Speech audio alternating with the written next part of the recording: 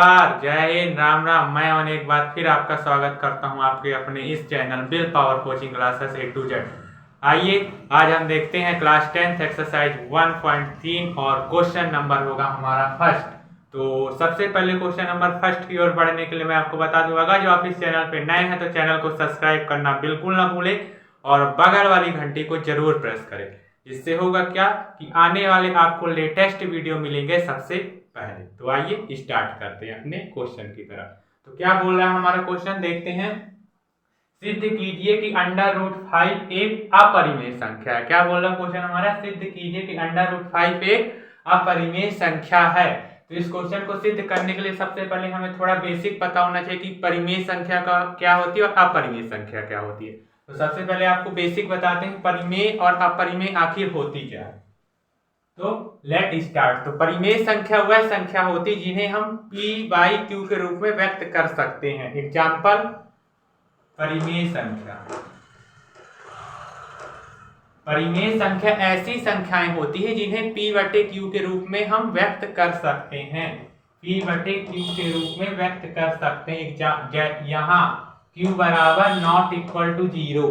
अब इसका क्या मतलब हुआ आप पूछेंगे, तो इसका मतलब ये हुआ कि q बराबर ≠0, q का मान 0 नहीं होना चाहिए। यानी q का मान अगर जो कभी भी 0 हो जाएगा तो उसका मान कैसा हो जाएगा, अपरिभाषित हो जाएगा। तो वो फिर परिमेय संख्या नहीं होगी। आई होप कि आपको समझ में आया होगा। परिमेय संख्या क्या होती है, जिन्हें हम p/q के रूप में व्यक्त कर सकते हैं। ठीक, जैसे कि 3/5, 8/2, 3/6, 3/12, ये सारी क्या है हमारी, ये सारी है हमारी परिमेय संख्या, जिन्हें हम कैसे अंश बटे हर, ये अंश तो हर, अंश बटे हर के रूप में हम व्यक्त कर सकते हैं। आई होप कि आपको ये समझ में आ रहा होगा अच्छी तरीके से। आ रहा है ना? हाँ बोल दीजिएगा एक बार। अगर जो आपको ये वीडियो पसंद आ रहा है तो इस पे एक लाइक जरूर करिएगा और अपने सभी दोस्तों के पास शेयर भी इसे जरूर करिएगा। आइए आगे बढ़ते हैं। तो क्या होगा, परिमेय संख्या जिन्हें हम p/q के रूप में व्यक्त कर सकते हैं। q बराबर ≠0 होना चाहिए, यानी जिन्हें हम अंश बटे हर के रूप में लिख सकते हैं, वो होंगी हमारी अपरिमेय संख्या। ओके, आई होप कि आपको समझ में आ रहा होगा। अब देखते इसके बाद अपरिमेय संख्या क्या होती है।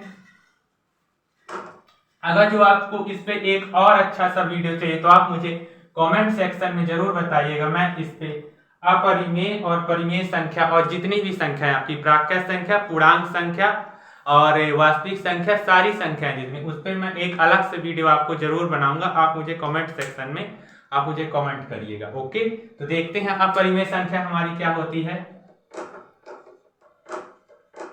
अपरिमेय संख्या हमारी ऐसी संख्याएं होती हैं जिन्हें हम, परिमेय संख्या होती है जिन्हें हम p/q के रूप में व्यक्त कर सकते हैं। अब इसका उल्टा जस्ट, जिन्हें p/q के रूप में नहीं व्यक्त कर सकते। आ रही है बात समझ में ना? हाँ, जिन्हें p/q के रूप में व्यक्त हम नहीं कर सकते,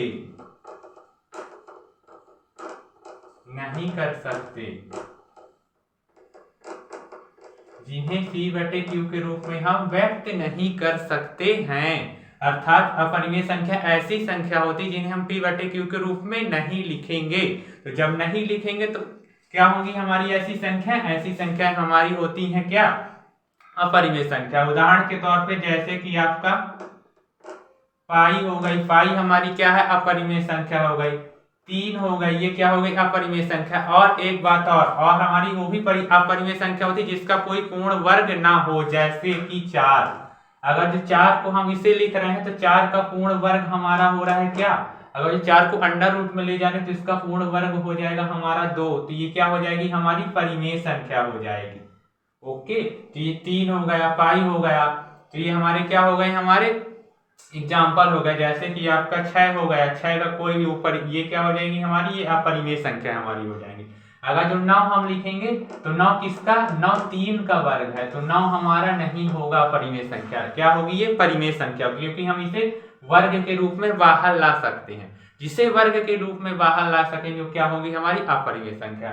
आइए देखते हैं क्या होगा, इस क्वेश्चन को कैसे आगे सिंपलीफाई करेंगे। तो इस पे अगर जो आपको एक अलग से वीडियो चाहिए तो आप मुझे कमेंट में जरूर बताइएगा।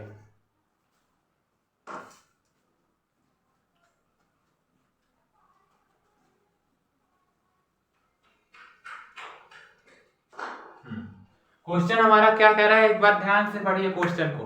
सिद्ध कीजिए कि √5 एक अपरिमेय संख्या में अपरिमेय सिद्ध करना है। इसे सबसे पहले सिद्ध करने के लिए हमें क्या करना है, सबसे पहला स्टेप इसमें जो हमारी संख्या दी रहती है जिसे हमें अपरिमेय मानना होता है उसका जस्ट अपोजिट हम मानते हैं, यानी परिमेय अपरिमेय बोल रहा है तो परिमेय मानेंगे। तो सबसे पहले क्या लिखेंगे, माना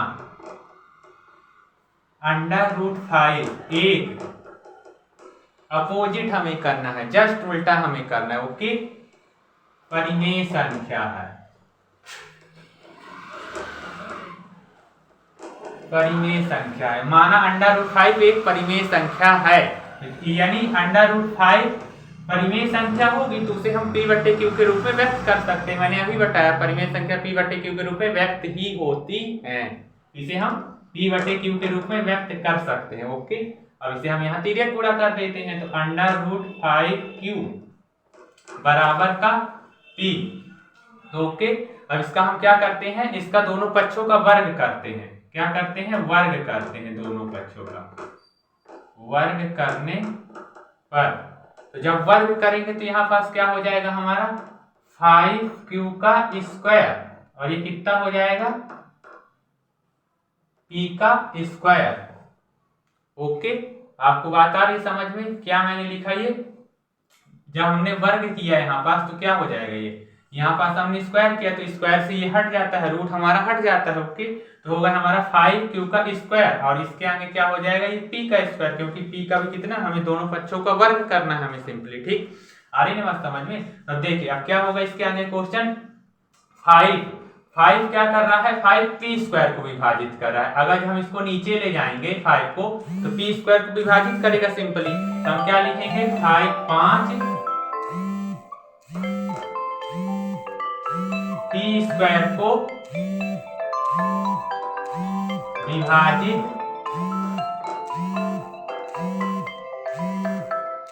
करेगा।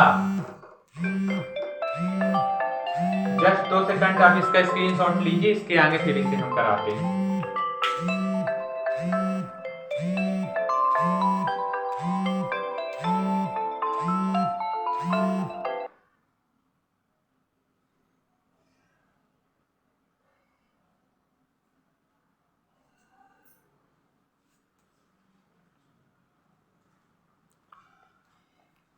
तो आपने इसका स्क्रीनशॉट ले लिया होगा, इसे मैं रफ कर रहा हूं।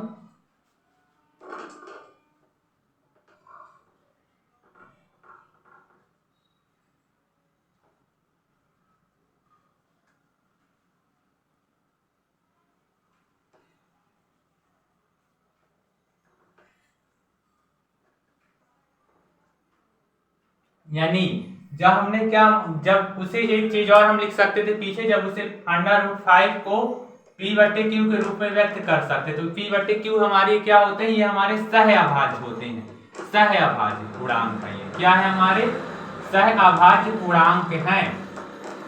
आप पीछे नोट कर सकते हैं इसे, जहां हमने क्या माना था √5 को p/q, तो क्या होते हैं, हमारे सहअभाज्य पूर्णांक होते हैं। जहां सहअभाज्य पूर्णांक का मतलब क्या होता है, जिसका एक के अतिरिक्त कोई दूसरा गुणनखंड नहीं होना चाहिए। अगर जब कुछ सहअभाज्य भी क्या होते हैं, कैसी संख्या होती है, कैसे ज्ञात करते हैं, इसके लिए भी आपको एक अलग से वीडियो चाहिए तो मैं इस पर एक अलग से वीडियो बना दूंगा, आप मुझे कमेंट करके जरूर बताइएगा, ठीक। जहां जिसके मतलब क्या होता है, जहां जिसके एक के अतिरिक्त कोई गुणनखंड नहीं होते, जिसके एक के अलावा गुणनखंड ना हो, इसके एक के अतिरिक्त गुणनखंड ना हो, तो ऐसी संख्याएं हमारी क्या कहलाती हैं, ऐसी संख्याएं हमारी कहलाती सहअभाज्य संख्याएं कहलाएंगी, ओके। तो इसे भी हम पीछे लिख सकते हैं। अब देखिएगा क्या बोल रहा है ये, अगर जो 5 को मैं इधर ले जाऊं इसे इसके नीचे में, तो 5p² को विभाजित करेगा, तो एक प्रमेय होती हमारी, अगर जो 5p² को विभाजित करेगा तो सिंपली है कि 5p को भी विभाजित करेगा। अगर जो p² को विभाजित करेगा तो सिंपल है कि इसे हम p × p भी लिख सकते हैं, तो p को भी विभाजित करेगा, तो क्या 5p को भी विभाजित करेगा, 5p को भी विभाजित करेगा। अब आइए देखते हैं क्या कर सकते हैं इस क्वेश्चन में हम। तो हम अगर जो इसकी जगह क्या ले लें, अगर जो हम मानेंगे इसके आगे हम माना p बराबर 5k, अगर जो हम p बराबर 5k मान रहे हैं, मान रहे हैं हमने क्या किया, p बराबर 5k, तो p की जगह मान रख देंगे सिंपली, इसे हम समीकरण नंबर 1 दे सकते हैं।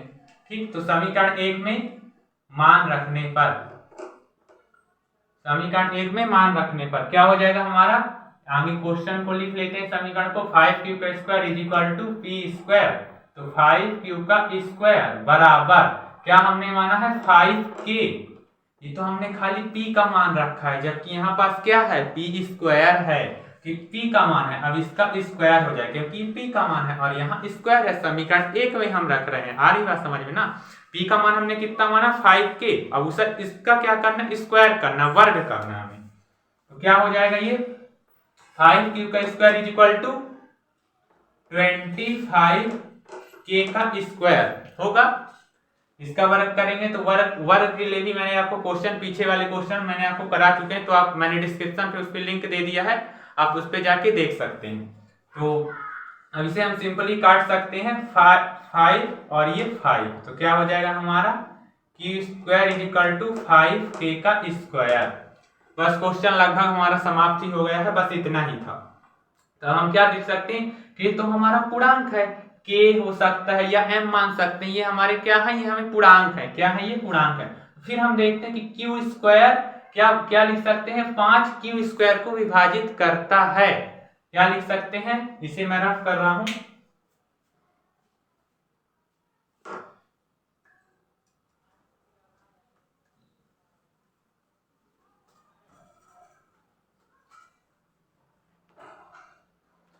हाँ, तो क्या आ रहा है क्वेश्चन समझ में ना, क्या लिख सकते हैं हम इसे, 5q स्क्वायर को विभाजित करता है, 5q स्क्वायर को विभाजित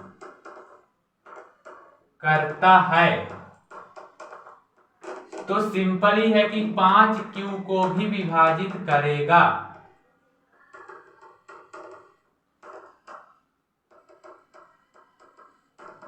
अब बोलोगे सर हमें तो ना आ रहा समझ में, तो देखो रे ध्यान से क्वेश्चन क्या है हमारा, ये 5q स्क्वायर को कैसे विभाजित करेगा, तो देखो हम क्या इसे लिख सकते हैं 5k का स्क्वायर, क्या हम इसे ऐसे नहीं लिख सकते, q square is equal to 5k का स्क्वायर है ये हमारा, ओके आ रही बात समझ में। तो हम इसको यहाँ भी तो लिख सकते हैं, जब इसका नीचे गुणा होगा तो ऐसे लिख सकते, तो 5q स्क्वायर को विभाजित करेगा, तो 5 प्रमेय के अनुसार हमारा क्या होता है 5q को विभाजित करेगा। आई होप आपको ये वाली लाइन बहुत ही अच्छे तरीके से समझ में आ गई होगी। ठीक, तो क्या हो जाएगा 5q स्क्वायर को भी विभाजित करेगा, तो q को भी विभाजित करेगा।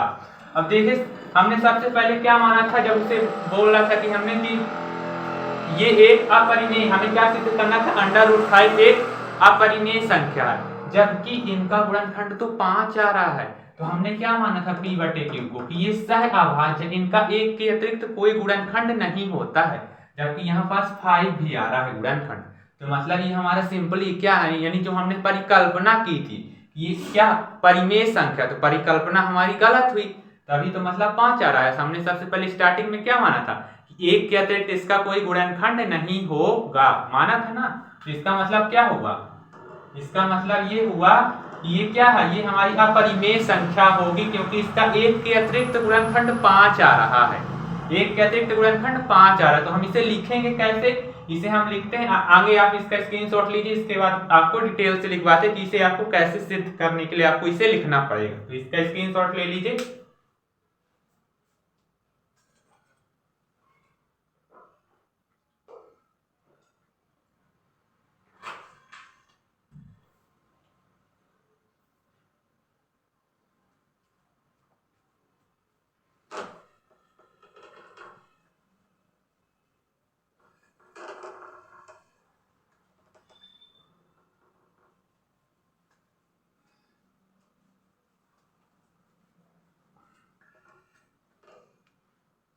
देखते हैं सबसे पहले हम क्वेश्चन में क्या लिखेंगे, हमने सबसे पहले क्या माना था कि अब लिखेंगे अतः, √5 का गुणनखंड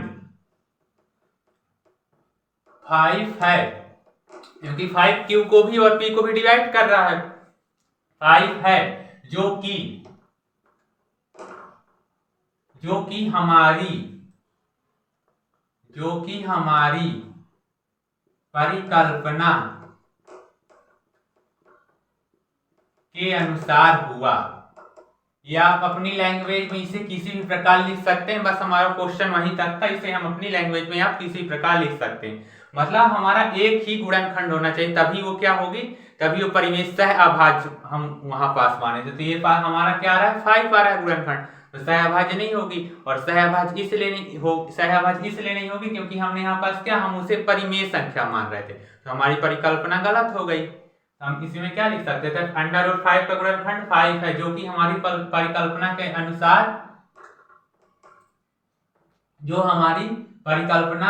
अनुसार गलत था कि √5 एक परिमेय संख्या है। √5 एक परिमेय संख्या है। अतः जब परिमेय नहीं होगी तो क्या होगी, अतः √5 एक अपरिमेय संख्या। यही हमें सिद्ध करना था, अपरिमेय संख्या है। मैं एक बार पुनः क्वेश्चन में समझा रहा हूं कि इस भाषा का मतलब क्या हो। जैसे कि हमने माना था, क्या माना था, इसे परिमेय संख्या सबसे पहले माना। तो परिमेय संख्या तो P/Q के रूप में इसे हम लिख सकते हैं।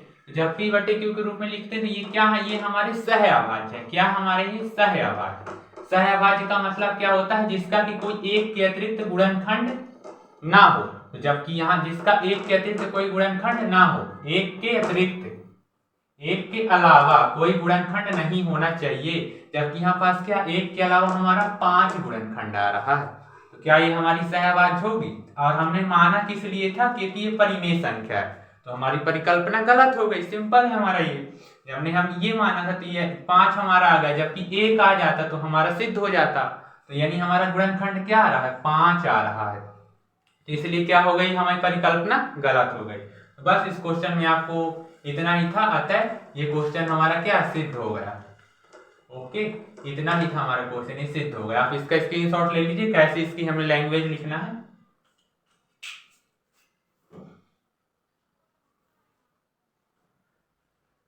तो आई होप आपको ये क्वेश्चन बहुत ही अच्छे तरीके से समझ में आएगा। अगर जो आपको कोई भी डाउट्स इस क्वेश्चन में जा रहा है तो आप मुझे कमेंट सेक्शन में जरूर बताइए, मैं आपको उस पे कमेंट सेक्शन पे आपको आंसर जरूर दूंगा।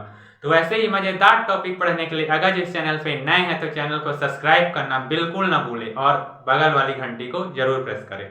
आप वीडियो देखते हैं बट चैनल को सब्सक्राइब नहीं करते, और अपने सभी दोस्तों के पास इसे शेयर भी जरूर करें। तो मैं मिलता हूँ किसी आपको नए टॉपिक के साथ, किसी नए अंदाज के साथ। तब तक के लिए जय हिंद, राम राम।